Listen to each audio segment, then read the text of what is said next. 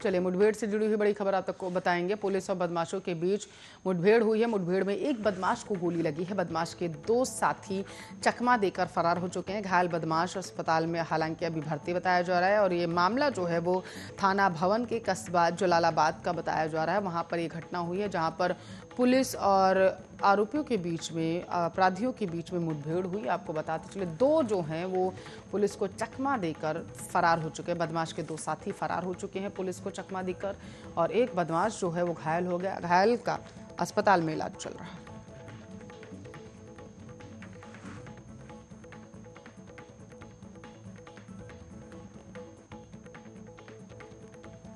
तो खबरों की तरफ विस्तार से रुख करते हैं। यूएनएससी में चर्चा के दौरान भारत के स्थायी प्रतिनिधि टीएस त्रिमूर्ति ने अफगानिस्तान की स्थिति पर चिंता जताई है। टीएस त्रिमूर्ति का कहना है कि अफगानिस्तान में स्थिति अब भी बेहद नाजुक बनी हुई है और पड़ोसी देश और उनके मित्र देशों के लिए सीधी चिंता का विषय है।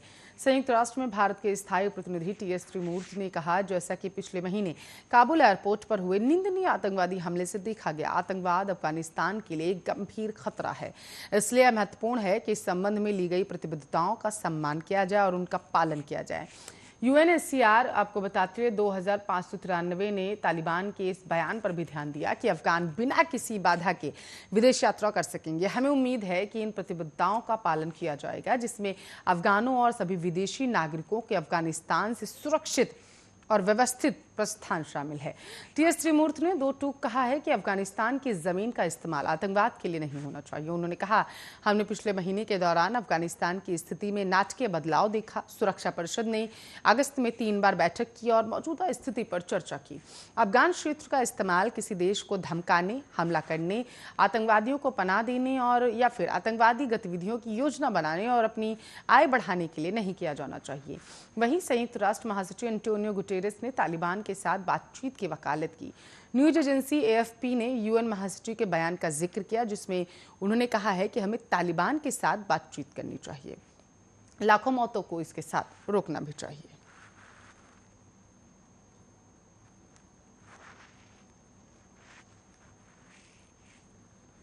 तो पश्चिम बंगाल की हाई प्रोफाइल भवानीपुर विधानसभा सीट पर 30 सितंबर को उपचुनाव होगा।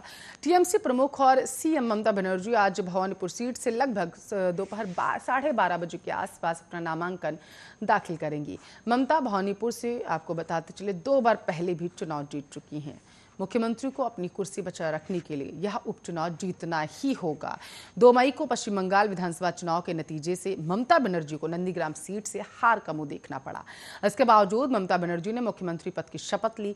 ममता बनर्जी फिलहाल विधानसभा के सदस्य नहीं है। ऐसे में मुख्यमंत्री बनने के 6 महीने के भीतर ही उनके लिए सदस्यता प्राप्त करना अनिवार्य होगा। वहीं भवानीपुर के विधायक रहे शोभनदेव चट्टोपाध्याय अब खरदाहा विधानसभा सीट से चुनाव लड़ेंगे, जिन्होंने ममता के चुनाव लड़ने के लिए भवानीपुर सीट से इस्तीफा दे दिया।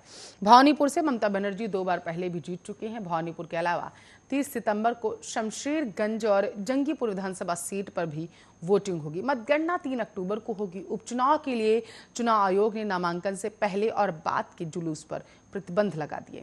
प्रचार के लिए बाहरी स्थानों पर 50% लोगों की मौजूदगी होगी और राष्ट्रीय और राज्य स्तरीय मान्यता प्राप्त दलों के लिए अधिकतम 20 स्टार प्रचारक होंगे और मतदान खत्म होने से पहले 72 घंटे के दौरान प्रचार पर पाबंदी रहेगी। जहां उपचुनाव होने हैं उन राज्यों से मिली सूचना के आधार पर निर्वाचन आयोग ने कहा है कि उसने कोविड-19 की स्थिति, बाढ़ एवं आगामी त्योहारों के मद्देनजर अन्य 31 विधानसभा क्षेत्रों और 3 संसदीय क्षेत्रों में उपचुनाव नहीं कराने का फैसला किया।